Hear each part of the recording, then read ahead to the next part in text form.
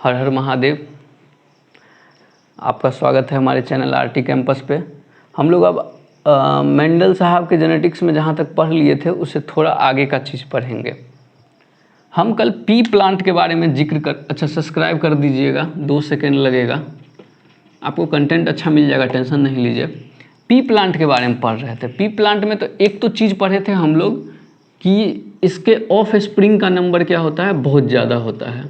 Of spring का number काफ़ी high होता है एक बार में।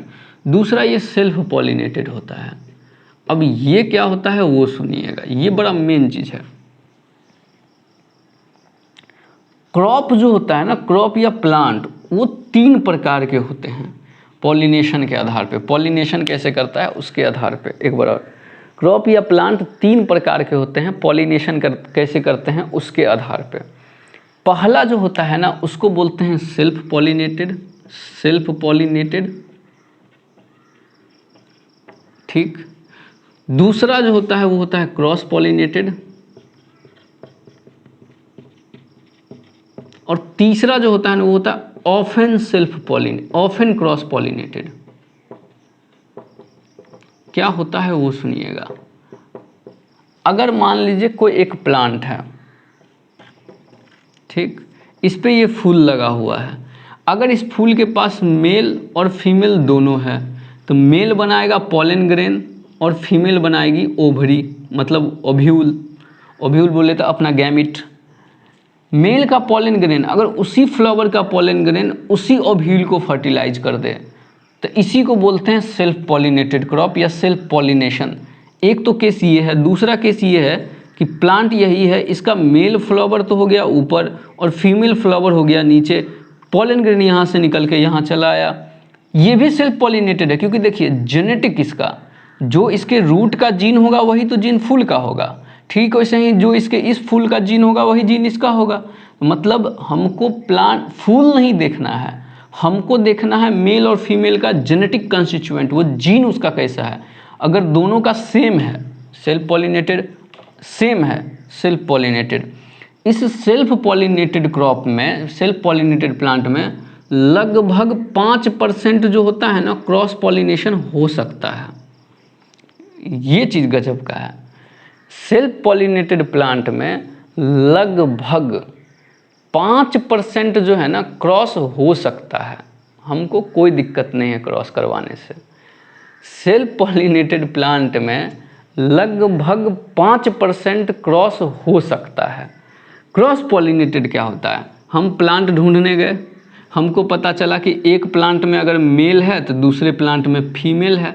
अब ज़रा सोच के देखिए, मेल मेल को तो फर्टिलाइज करेगा नहीं, मेल मेल को फर्टिलाइज करेगा नहीं। वो अलग बात है कि सरकार आजकल कुछ भी आदेश दे रहा है। अपने देश में तो चलिए अभी कम से कम रोके हुए है इस चीज़ को, लेकिन बाकी देश में, अच्छा एड्स वायरस पता है आपको इसी कारण से हुआ था, मेल मेल वाला सिस्टम से। मतलब कभी भी जब अप्राकृतिक चीज़ होता है ना तो वो कुछ ना कुछ फैलाता है, मतलब समझिए। क्रॉस पॉलिनेटेड में क्या है, क्रॉस पॉलिनेटेड में एक प्लांट पे अगर मेल है तो दूसरे प्लांट पे क्या है, फीमेल। ना तो फीमेल फीमेल को फर्टिलाइज कर सकती है, ना मेल मेल को कर सकता है। ये मेल जाएगा दूसरे प्लांट के फीमेल के पास, यहाँ पर दोनों का जेनेटिक कंस्टिट्यूएंट क्या हो गया, चेंज, तो इसको बोलेंगे क्रॉस। इसमें तो चांस ही नहीं है सेल्फ पॉलिनेटेड का। यहाँ तो हम बोल भी दिए कि 5% क्रॉस हो सकता है, वहाँ तो 0% सेल्फ है। ऑफन क्रॉस पॉलिनेटेड क्या होता है वो देखिएगा। ऐसा सेल्फ पॉलिनेटेड प्लांट, ऐसा सेल्फ पॉलिनेटेड प्लांट जिसमें 30% से ऊपर क्रॉस होना शुरू हो जाए। एक बार और, ऐसा सेल्फ पॉलिनेटेड प्लांट जिसमें 30% से ऊपर क्रॉस हो जाए, मतलब लगभग 70% इसमें अभी भी सेल्फ हो रहा है लेकिन 30%, तो इसको हम एक नया कैटेगरी में डाल दिए, ऑफन क्रॉस। इसको एक बार और समझते हैं।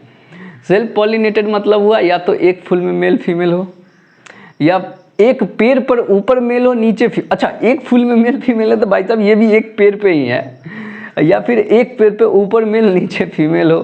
दूसरा क्रॉस पॉलिनेटेड देखते हैं। क्रॉस पॉलिनेटेड में प्लांट दो, मेल फीमेल, फीमेल फीमेल को नहीं कर सकता है, मेल मेल को नहीं कर सकता है, तो ये मेल फीमेल करेगा तो 2 अलग अलग जेनेटिक क्रॉस। ऑफन क्रॉस क्या है, सेल्फ पॉलिनेटेड प्लांट के केस में 5% क्रॉस में सेल्फ पॉलिनेट क्रॉस हो सकता है। अगर ये 5% 30% से ज़्यादा हो जाए तो उसी प्लांट को बोल देते हैं ऑफन क्रॉस पॉलिनेटेड। हमारा पी प्लांट क्या है? सेल्फ पॉलिनेटेड, मतलब उसका ये वाला सिस्टम ये नहीं है, उसके एक ही फूल में मेल और फीमेल है। चूँकि उसके एक फूल में मेल और फीमेल है तो मेंडल साहब को जरा यहाँ पर दिमाग लगाना पड़ गया। मेंडल साहब क्या किए, अपना एक एक्सपेरिमेंटल टेक्निक अप्लाई किए। मेंडल साहब का एक्सपेरिमेंटल टेक्निक क्या था वो देखिए। मेंडल साहब बोले कि देखो मेल और फीमेल दोनों एक ही फूल पे है, मेल बनाएगा पॉलन ग्रेन और फीमेल के पास दो चीज़ है, ओव्यूल और ओवरी। एक्चुअली में ओव्यूल ही तो सीड बनाता है ना, ओवरी तो फ्रूट बना देता है। और मेल पार्ट को क्या बोलते हैं? स्टेमन, स्टेमन बोलते हैं। फीमेल पार्ट को पिस्टिल, पिस्टिल बोलते हैं।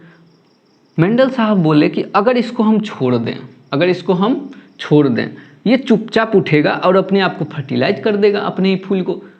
ये एक्सपेरिमेंट मेरा फेल हो जाएगा। मतलब एक्सपेरिमेंट हम कर कैसे पाएंगे? हम चाह रहे हैं कि इसका पोलन ग्रेन दूसरे वाले के पास चला जाए, लेकिन ये तो खुद में ही कर रहा है।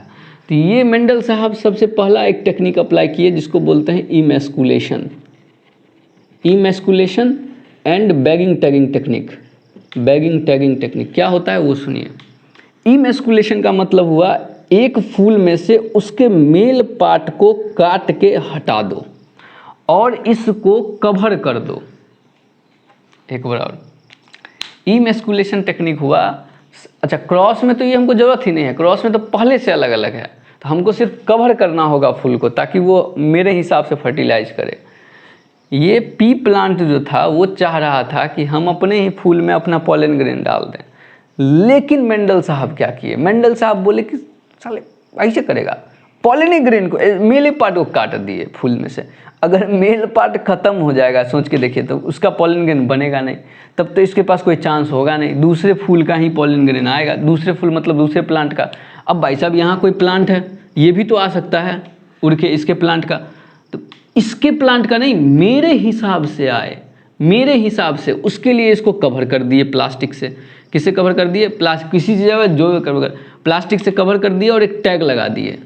बैग मतलब कवर कर देना और टैग मतलब कुछ लिख देना कि भाई साहब ये प्लांट का हो चुका है। तो मेंडल साहब के टेक्निक में, एक्सपेरिमेंटल टेक्निक में दो मेन चीज़ था। सबसे पहला मेन चीज़ था कि इमैस्कुलेशन करते थे। वो self pollinate, P plant self pollinated था तो उसमें से मेल पार्ट को काट के हटा देते थे। मेल पार्ट के काट के हटाने को ही बोलते हैं इमैस्कुलेशन। उसके बाद इसको कवर करते थे, बैगिंग, और फिर इस पर टैग लगा देते थे, टैगिंग। दूसरा, जब ये फर्टिलाइजेशन हमको करना होता, जिस भी प्लांट का हमको उठाना होता, उस प्लांट का उठाते इसके फीमेल पे लाके पटक देते हैं। तो ये किसके हिसाब से हमारा हो गया पॉलिनेशन? हमारे हिसाब से हो गया। चाहे वो क्रॉस हो चाहे सेल्फ हो, हमको उससे मतलब नहीं है, लेकिन काम किसके हिसाब से हुआ? मेरे हिसाब से हुआ। अरे स्क्रीनशॉट लिए थे कि नहीं लिए थे? सॉरी, अगली बार लिख लीजिएगा।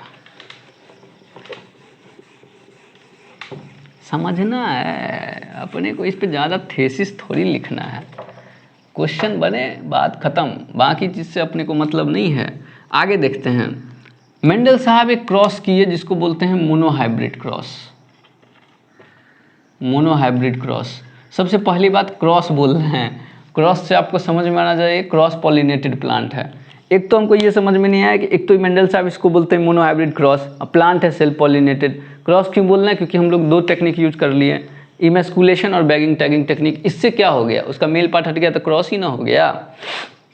मोनोहाइब्रिड क्रॉस, मोनो मतलब एक, हाइब्रिड में हम कल ही बता चुके हैं पिछले लेक्चर में। पिछले लेक्चर का वीडियो डिस्क्रिप्टिव लिंक में डाल देंगे। हाइब्रिड मतलब क्या होता है? हेट्रोजाइगस का नंबर। कितने हेट्रोजाइगस का नंबर? एक हेट्रोजाइगस का। ये पहले क्या किए, एक करेक्टर उठाएं हम सीड वाला। सीड कैसा था? शेप के हिसाब से, साइज के, राउंड और व्रिंकल्ड, राउंड और व्रिंकल्ड। ये क्या किए, पहले एक ऐसा प्लांट लिए जो राउंड था, दूसरा व्रिंकल्ड था। प्लांट 1, प्लांट 2 या पेरेंट 1 या पेरेंट 2। ये होमोजाइगस था, तो पता कैसे चला होमोजाइगस है? ये सेल्फ पॉलिनेटेड कराते गए। आगे बताएंगे कि जब सेल्फ पॉलिनेटेड होता है तो एक कंडीशन ऐसा आता है जब प्योर प्लांट बन जाता है, मतलब होमोजाइगोसिटी इंक्रीज होता है सेल्फ पॉलिनेशन से। ये सेल्फ पॉलिनेटेड था, मतलब ये होमोजाइगस था और ये होमोजाइगस, और होमोजाइगस को ही मेंडल साहब बोला करते थे प्योर, और हेट्रोजाइगस को बोलते थे इम्प्योर। तो ये प्योर प्लांट, ये प्योर प्लांट, दोनों का क्रॉस किए, देखते हैं क्या बनेगा। इसका एक गैमिट बनेगा आर कैपिटल आर, दूसरा गैमिट में भी कैपिटल आर, इसमें एक स्मॉल आर, दूसरे में भी स्मॉल आर। गैमिट कैसे बनेगा पिछले लेक्चर में बता चुके हैं। तो कैपिटल आर स्मॉल आर एक बन गया। ये जो पहला जनरेशन बना ना, इसको बोलते हैं F1 फिलियल 1 जनरेशन, या फिर इसी को बोलते हैं हाइब्रिड। क्या बोलते हैं? हाइब्रिड। और ये हाइब्रिड जो है जरा देखिए कितना इसमें है, एक तो मोनो हाइब्रिड, कितना है? एक तो मोनो हाइब्रिड। तो हाइब्रिड का मतलब क्या हुआ? जब दो प्योर पेरेंट अलग अलग, जब दो अलग अलग प्योर पेरेंट क्रॉस करता है तो जो चीज़ बनता है उसको बोलते हैं हाइब्रिड। ये था राउंड और ये था व्रिंकल्ड। ये क्या था? व्रिंकल्ड। जब इसको देखे तो पता चला सब कैसा आया? राउंड। अब मेंडल साहब को ये समझ में नहीं आया ये व्रिंकल्ड वाला कहाँ गुम गया, कहाँ गुम हो गया। तो ये क्या किया, चलो चेक करते हैं कहाँ गया। एक बार और इसी को क्रॉस कर दिए, इसी के साथ यहाँ क्या कर दिए? सेल्फ पॉलिनेशन कर दिए। यहाँ कोई टेक्निक अप्लाई नहीं किए। तो F1 का F1 के साथ ही क्रॉस कर दिए। चूंकि मोनो हाइब्रिड का मोनो हाइब्रिड के साथ ही कर रहे हैं तो वो बोल देंगे मोनो हाइब्रिड क्रॉस। यहाँ से क्या क्या बनेगा देखिए, इससे बनेगा दो gamete capital R small R, इससे भी बनेगा दो gamete capital R small R. बनाते हैं हम चेकर बोर्ड। अच्छा, चेकर बोर्ड क्या होता है? Capital R small R, capital R small R. ये एक्स्ट्रा घर का है बन गया भाई साहब। यहाँ बनेगा capital R capital R, capital R small R, capital R small R, small R small are.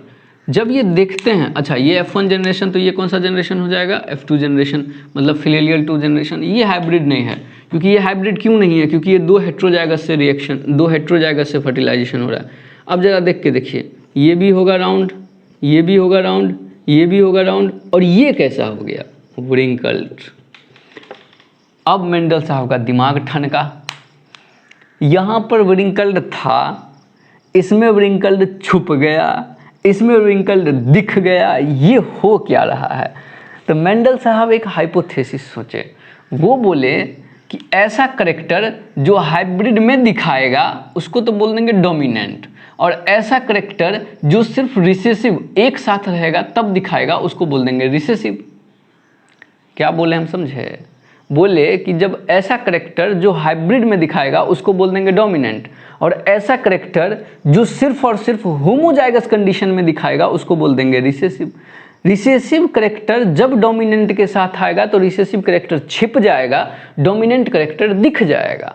लेकिन जब रिसेसिव करेक्टर अपने जैसे के साथ रहेगा तो वो हमेशा दिखेगा, वो हमेशा दिखेगा, ये हटेगा नहीं। रिंकल्ड वाला करेक्टर रहेगा लेकिन छिप जाएगा किसके ऊपर? डोमिनेंट के ऊपर। किसके ऊपर? डोमिनेंट के ऊपर, हटेगा नहीं। और रिंकल्ड वाला बाद में जब F1 का क्रॉस करेंगे, अगर ऐसा कंडीशन आया कि दोनों साथ में आ जाए तो वो दिख भी जाएगा, जैसे यहाँ दिख गया। देखिए यहाँ क्या है? 3 राउंड और एक क्या है? रिंकल्ड। मेंडल साहब इस चीज को कंफर्म करने के लिए रेसिप्रोकल क्रॉस करते हैं, इसको घुमा देते हैं।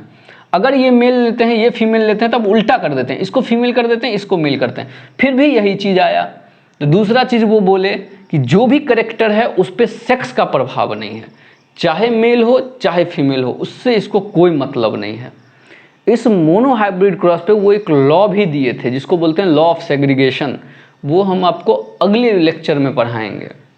ठीक है, हर हर महादेव। धन्यवाद, आप लोग सब्सक्राइब कर दीजिए।